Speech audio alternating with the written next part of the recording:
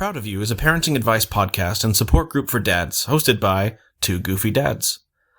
They are not pediatricians, nutritionists, OBGYNs, psychologists, nor are they authorities on parenting. They're just two dinguses trying to figure it all out. Their advice should not be taken as expert information. Parenting looks different for everyone, and there's no wrong way to be a dad. Frankly, if you're taking the time to listen to a podcast about it, you're already doing a great job. And these dads are proud of you. Ladies and gentlemen, can I please have your attention? I've just been handed an urgent and horrifying news story. And I need all of you to stop what you're doing and listen.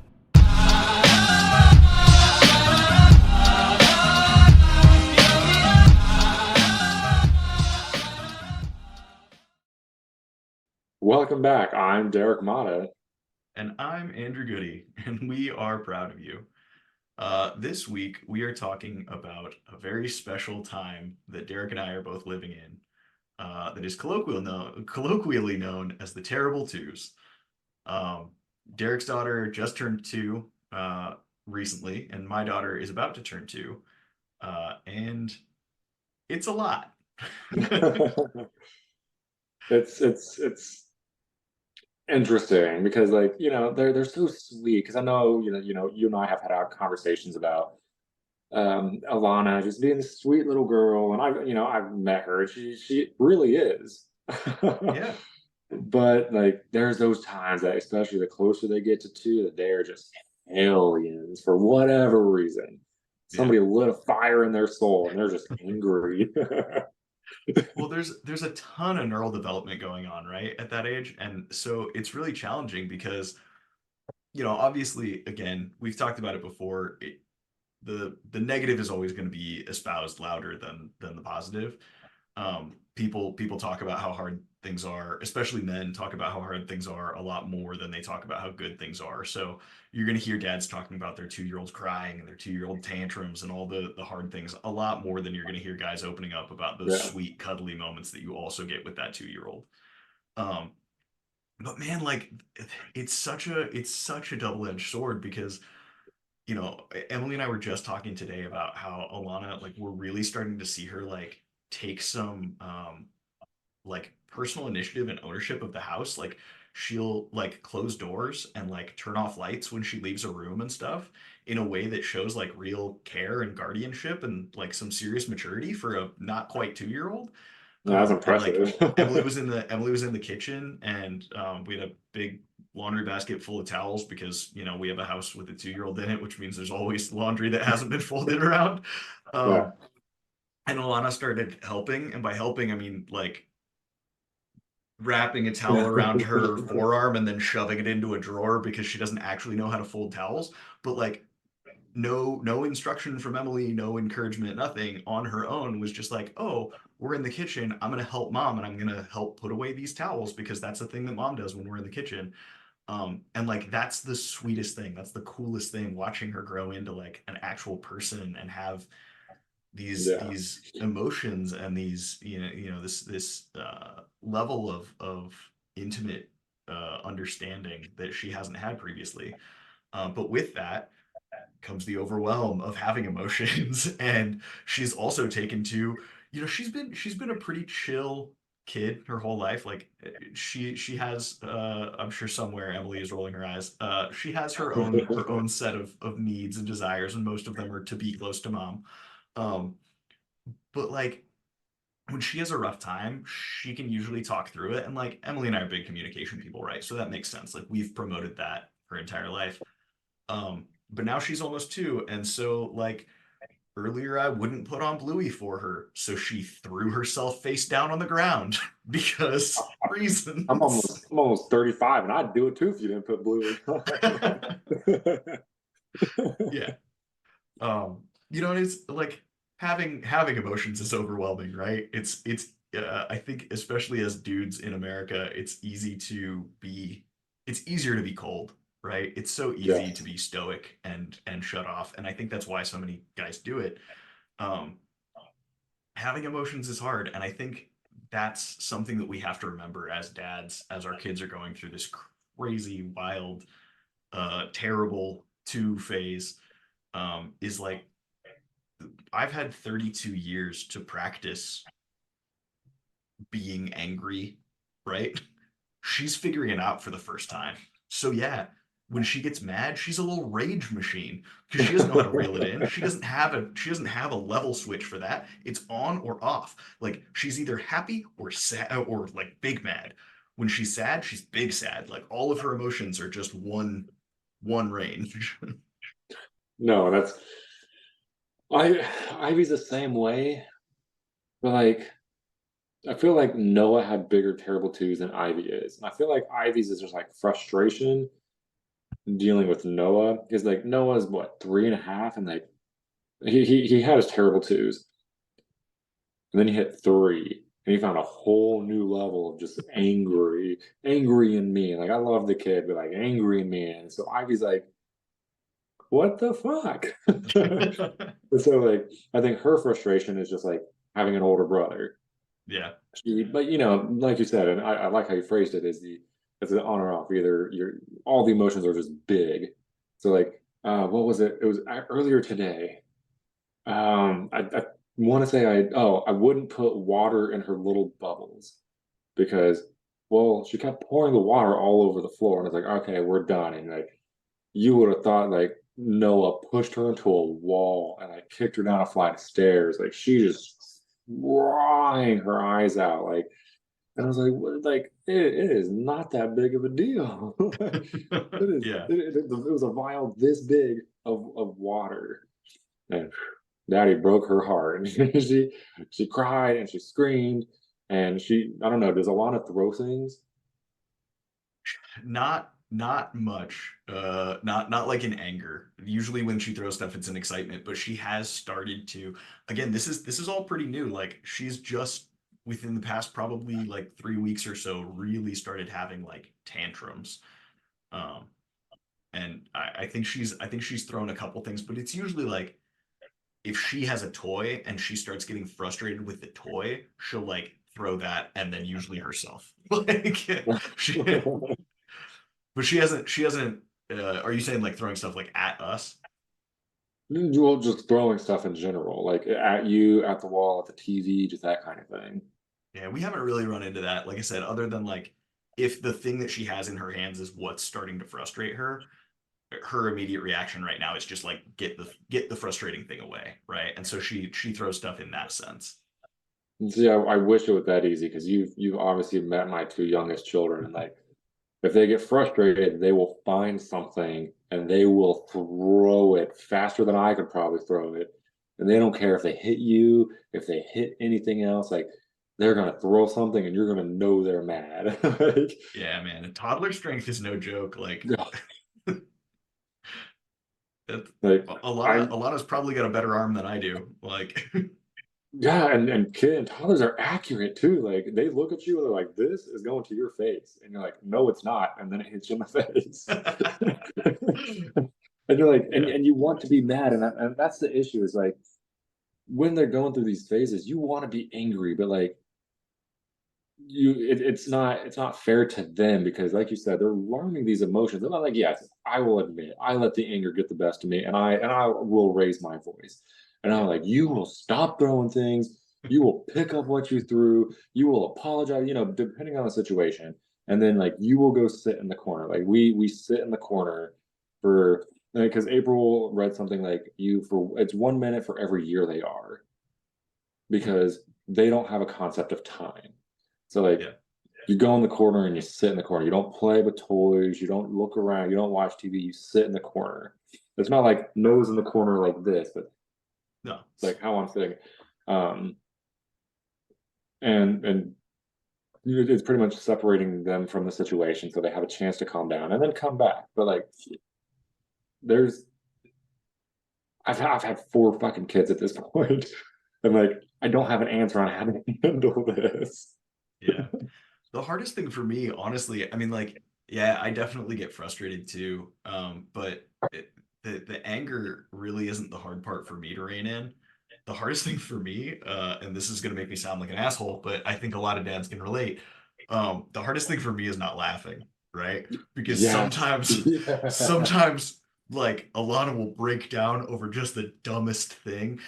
And so like keeping my composure and like I want to validate her feelings, right? Because again, she's experiencing these emotions. She's like, even if it's silly and stupid and funny to me, it's serious to her and it's important. And I want her to make sure, like, I want her to know that her feelings are valid and that her feelings are important. But man, like when your kid is having a meltdown, like they just got laid off from their job because you wouldn't put bubble water in their cup, like it's hard not to laugh because it's like, oh man, you have no idea how hard life is. You have no idea like how good you have it with me as a dad and your mom as a like you could have it so much worse, kid. Yeah, like, Um, and I wouldn't say it was out of anger. What was I think it was yesterday. We're trying to get the kids back in bed.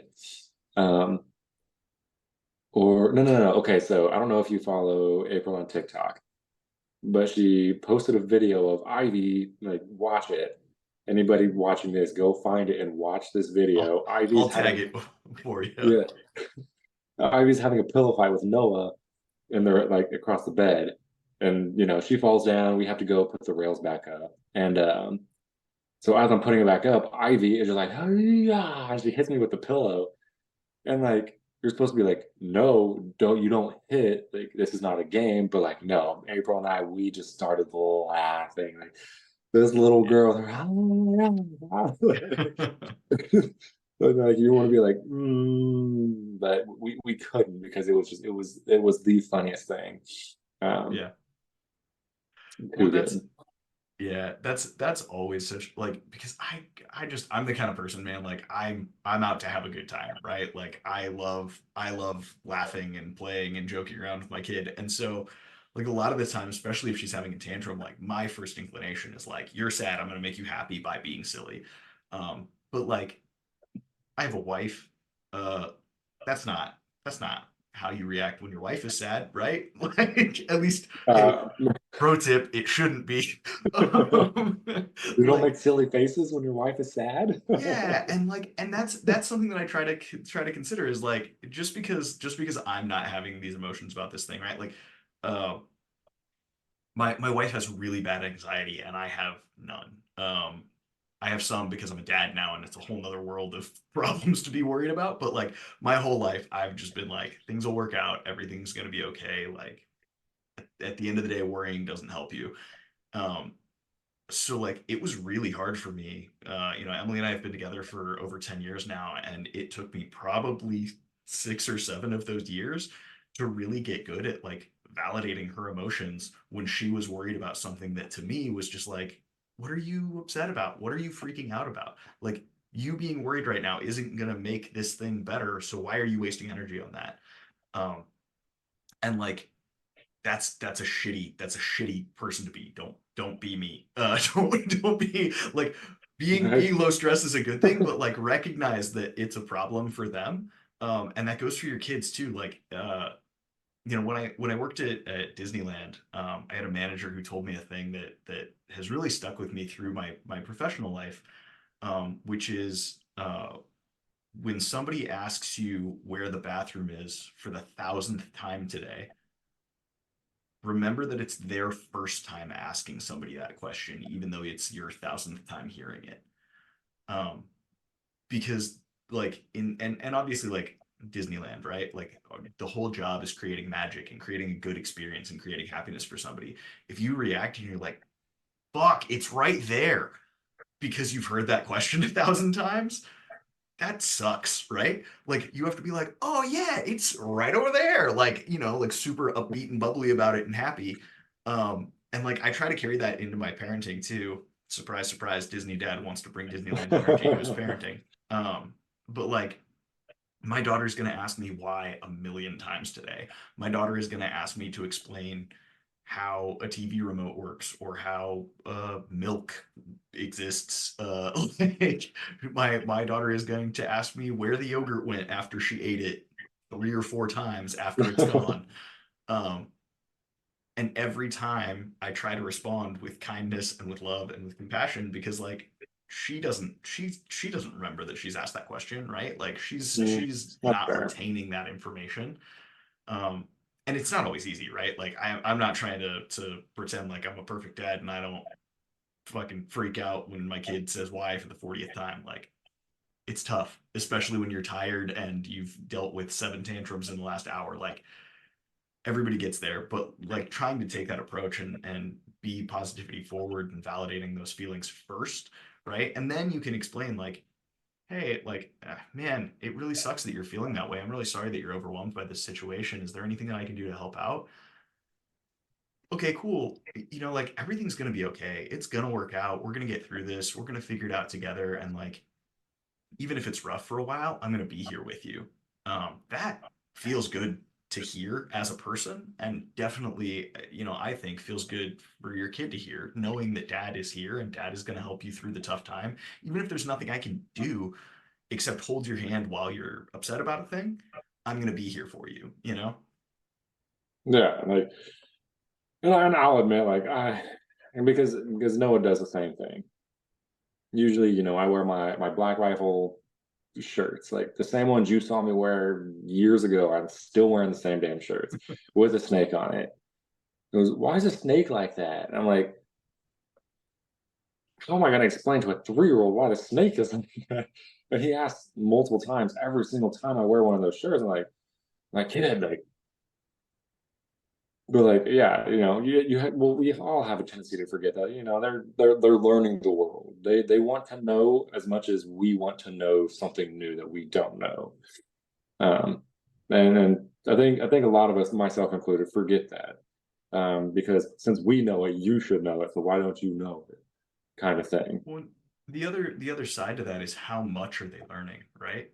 Um, there's this threshold, right, where you're like, I told you this thing, why aren't you remembering it?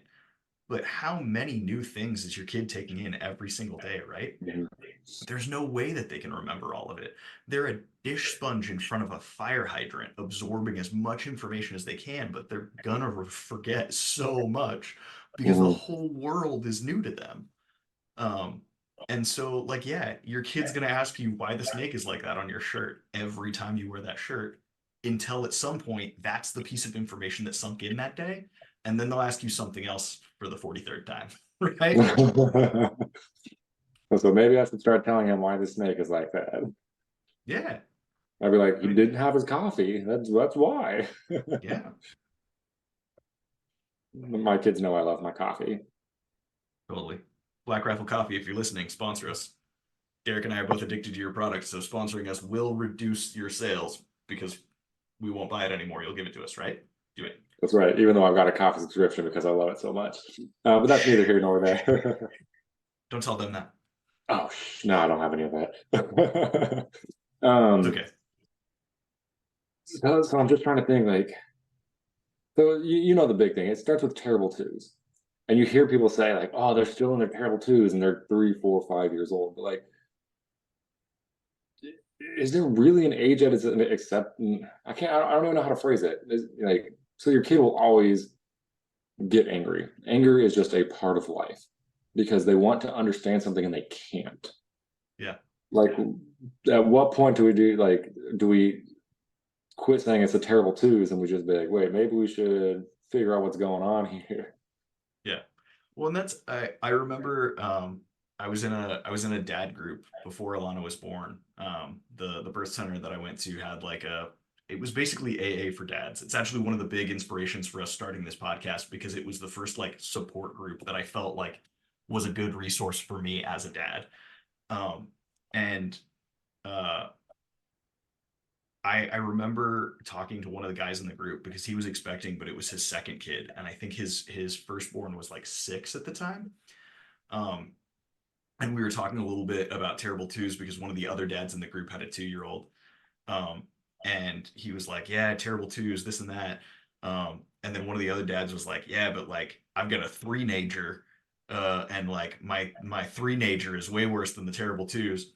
And then this guy was just like, "Yeah, man, 4 is worse than that, and 5 sucks the most." So like, I mean, it's just kids. Like, and, Having kids is and just what it hit me because like the thing is like I'm trying to again lead with kindness, right? Like I'm trying to help Alana find grounding tactics and ways to process her emotions, because right now everything is overwhelming to her, right?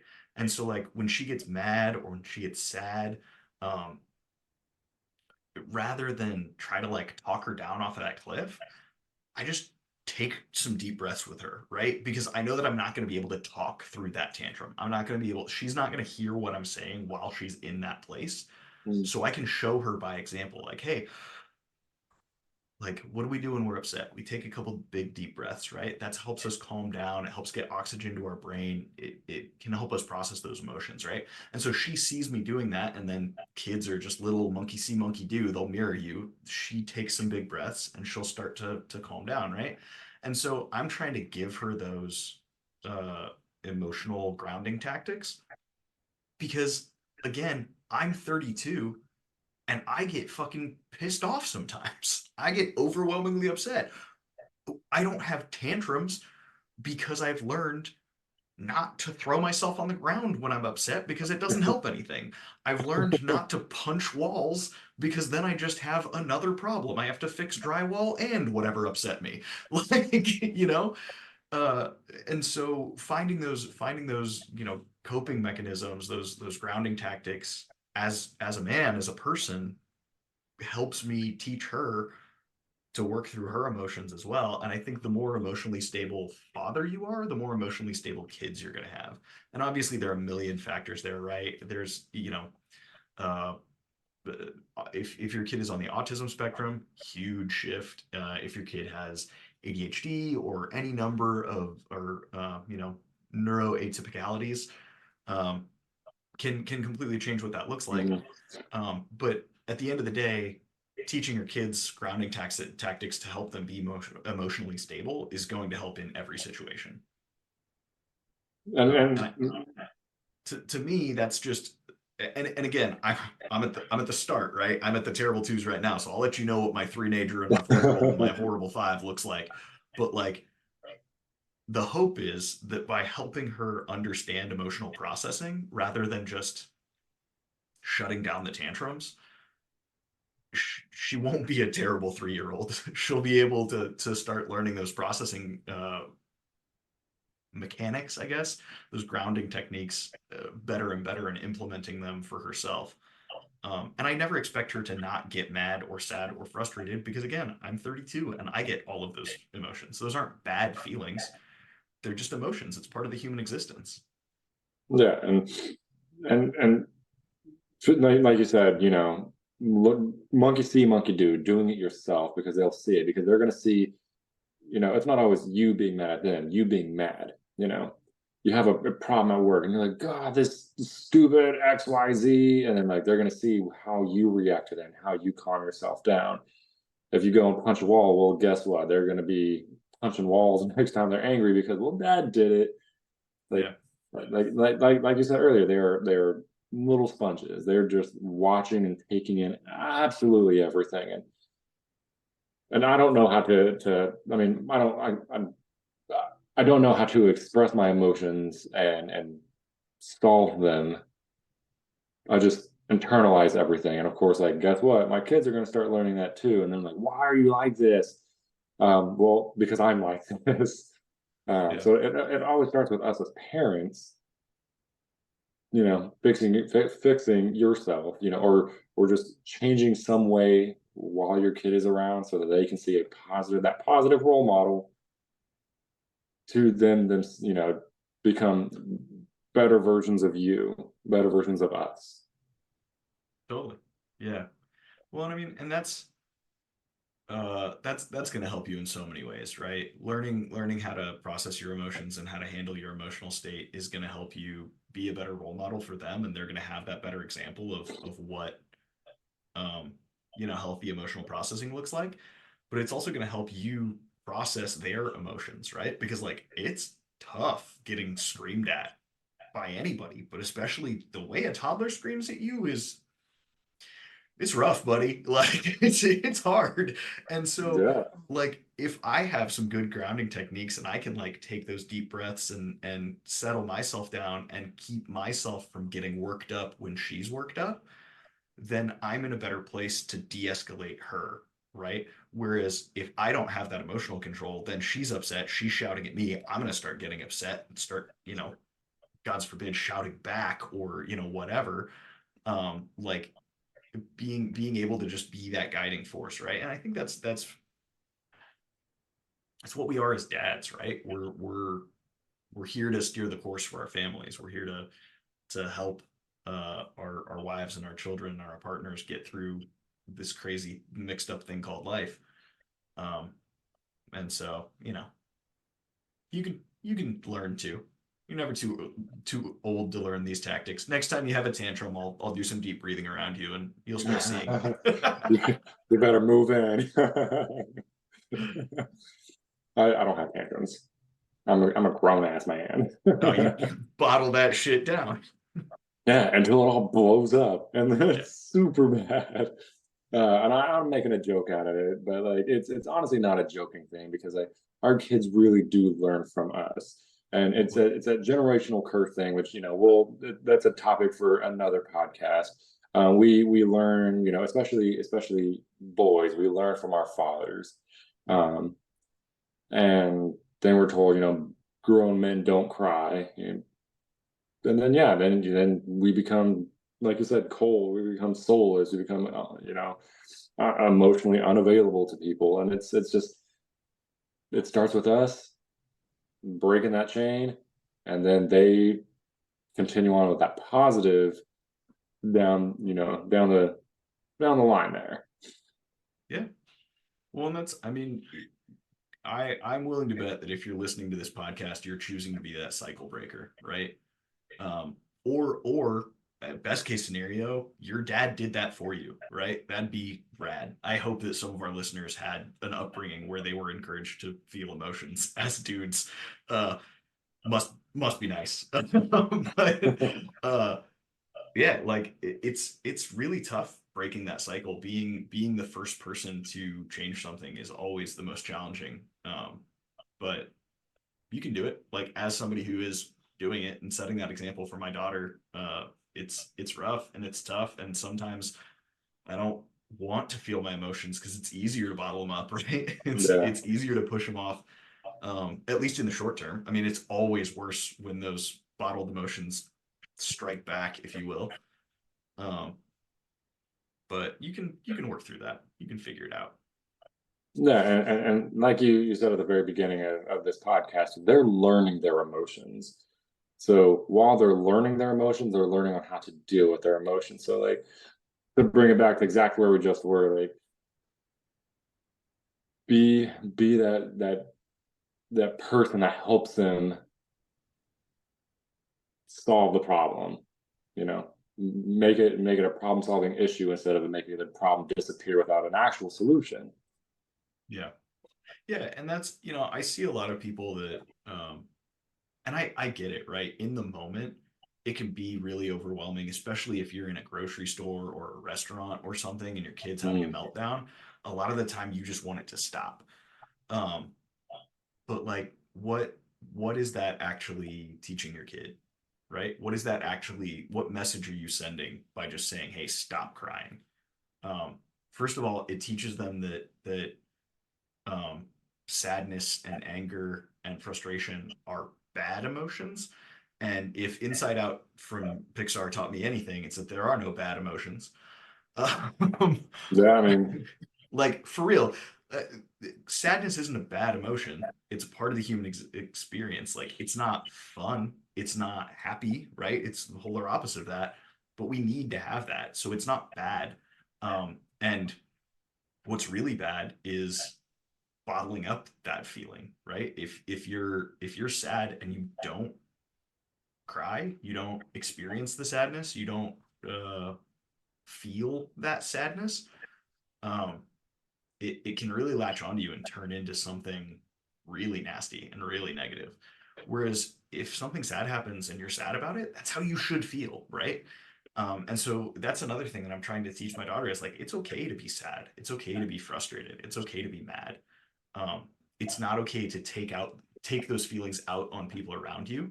And that's what those grounding techniques are for, right? It's okay to be mad. It's not okay to throw stuff at mom. It's okay to be sad. It's not okay to, like, I don't know, lock yourself in a bedroom and whatever. Like, obviously that's an older kid. At least hopefully your 2-year-old's not working a door lock.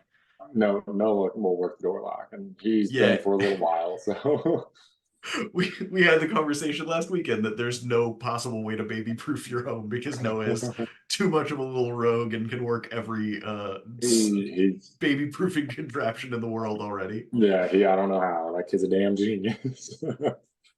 Yeah, man. But yeah, like, and so just helping them understand those emotions, and that just because something doesn't feel happy doesn't mean that it's bad. Just because something isn't making you laugh doesn't mean that it's bad. Those are emotions that we need to have. Those are emotions that are good to have, but we have to understand how to have those emotions healthily. And this goes for us, like, it's right back to figuring it out. Like, if you're an American man watching this show, I'm sure you understand, like, there's a learning curve to knowing how to have healthy emotions, because you're either happy or you're stoic, and that's it, right? Don't be that guy. Get rid of that. That's bullshit. That's some societal shit that is not good for anybody. I want to say show emotion, but like I don't. Like I'm either happy or stoic. I'm either smiling or I don't want to talk to you. I see you working on that though. I see you finding your healthy frustrations and your healthy sadness. I am working on it, but slowly. But slowly, what do they say? Slow and steady wins the race. I hate that phrase a lot, but like it's true. Like it's better to move one step forward than to not move at all. Yeah, if you don't like slow and steady wins the race, what's the anything worth doing is worth doing right. Like, it takes time. You're not just gonna be an emotional master overnight, especially with 30 plus years of being told to bottle it down until the bottle breaks and then find a bigger bottle. Like, I'm running out of bottles here. Yeah, man. But I think we're all just trying to be that good example for our kids, right? And it, like, not to go back to it, but it starts at home, right? And have that conversation with your partner too, right? Because it's not always dads. Like, I think more often than not, in the standard family dynamic, mom tends to be with the kids more, which means that mom is dealing with it more, which means that mom is more overwhelmed than you are. And like, that is factual. Mom has to be that example too, right? Mom has to deal with those frustrations healthily. And again, because of societal reasons and biological reasons, women tend to be better at this than we are as dads. But like, help your partner process their emotions. Talk to your partner and be that grounding person for them too, because you're a team and you're raising the kid together. And again, since we started this, we have been talking about having a single dads episode, which neither of us are, and so we're gonna get some guest dads on who know more than we do. But if you're a single dad, man, more power to you, because that's just even more work that you have to do, because you're in those mom shoes, right? You're taking all the frustration, you're taking all the extra grief, you're having to be the example all the time, not just when you're there as a dad. So kudos to my single dads out there. You're doing a great job, and we're proud of you. And if you're a single dad, let us know, because we want to have you on the show. Like, because there's a lot more single dads than society lets on to believe. Like, it's either two people or a single mom, and you never hear about the single dad.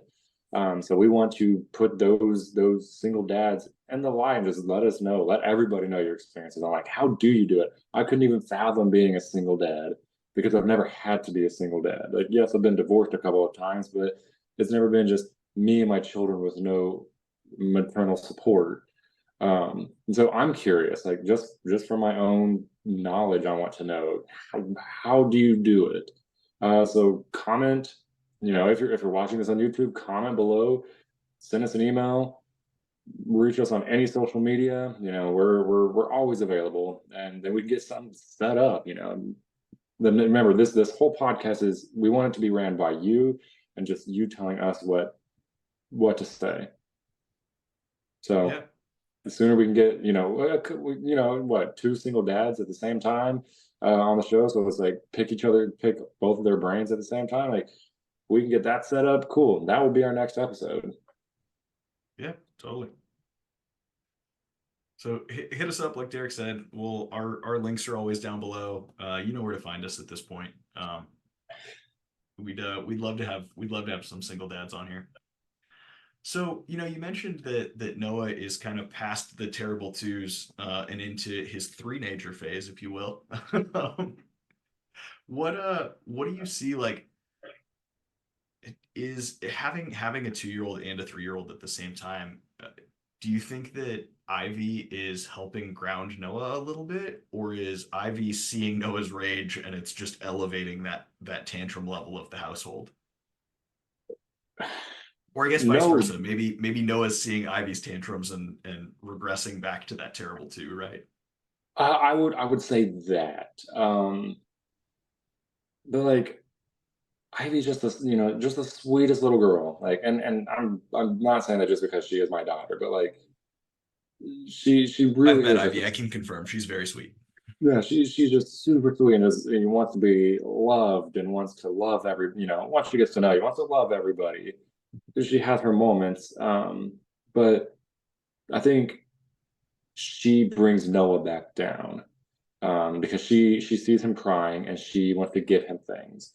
If he's upset, even if he takes something from her and he has to give it back and it makes him upset, she will now give it back to him even if she wanted it because she wants to make sure that he is happy, which is weird for a 2-year-old to have that mindset. Like, hey, my brother is upset. Here, have this thing that I just got upset that you took from me.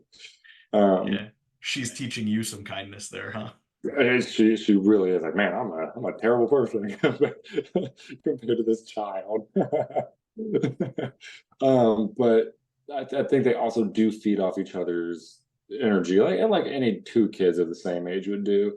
Um, she's like, I'm supposed to be upset about this, so I'm just gonna lose my shit right now because she sees Noah doing it. But like, she isn't that bad. Yeah. So do you think, and I mean, obviously every kid is different, right? But I will go down the treacherous rabbit hole here. Would you say that having a boy 2-year-old was way harder than having a girl 2-year-old? Or do you think it's purely just because of who Ivy is? I think having a boy 2-year-old or having a boy toddler is definitely more difficult because and I don't know if it's true, so I'm speaking what I think to be true is like he from the beginning he looked up to me. Like this is my dad. And well, dad is always like, you do it how I say you do it. If I say jump, you jump, you don't ask how high. And so I think that's part of the reason why now he's just like, I'm just angry all the time. And being 2, or he was 2. Yeah. Yeah. Well, and I guess you've got experience with your older children too, but I don't know if that's I a, want to a say relevant that comparison there. I want to say that Evelyn was very sweet when she was a child, like a toddler. Looking back on it, she had her usual breakdowns as every kid does, but I don't remember pure anger. But then again, her mother and I separated when I think she was about to turn 2. I always get my years mixed up. Yeah. But I'm pretty sure. And then Danica, um, I never got to experience the twos. Like I went overseas before then, so Yeah. Yeah, man. good times. We're obviously, and it's a whole conversation, but we're talking about kid number 2, and I'm just like, I think we talked about it. We didn't know Alana's sex before she was born. It was a complete surprise.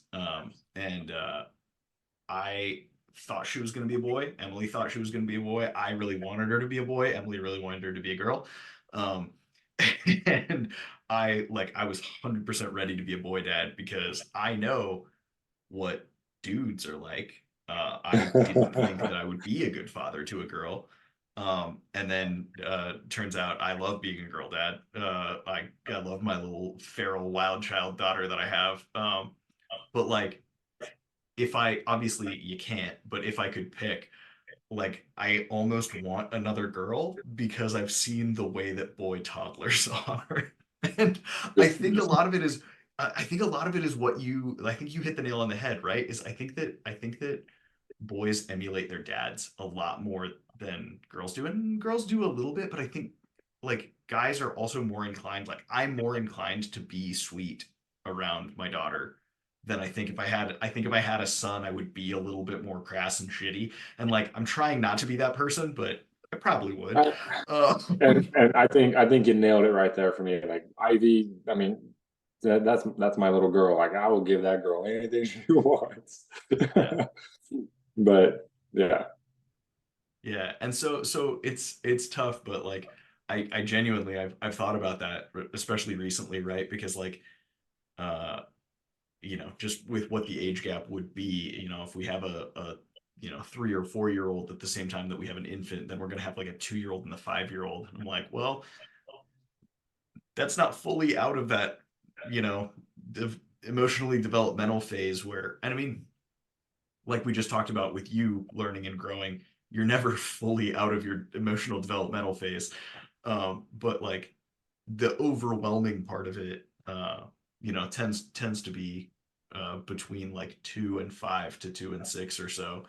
And so I don't understand how people do like back to back, right? Like you've got a 2 year old and a 3 year old right now, and I don't understand how you and April survive.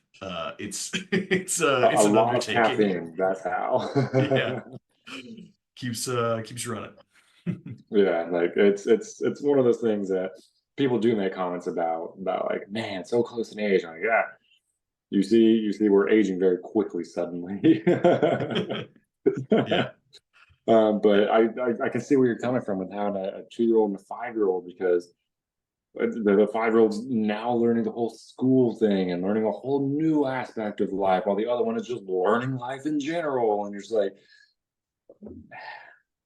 I don't know. yeah. I'm And it gets overwhelming. We'll probably have a whole episode on multiple children and that journey of, to only child or to not.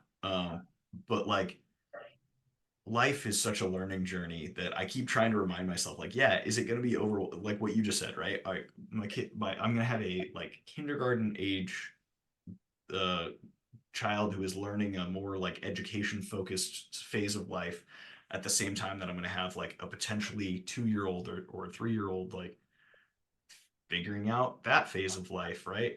But no matter when I have a second kid, my first kid is still going to be learning something, right? Like mhm. even if we wait until Alana's 18, she's still going to be I'm 32 and I'm still figuring stuff out. Like she's always Yeah. going to be learning, she's always going to be growing. So, there's no reason to dread that too much.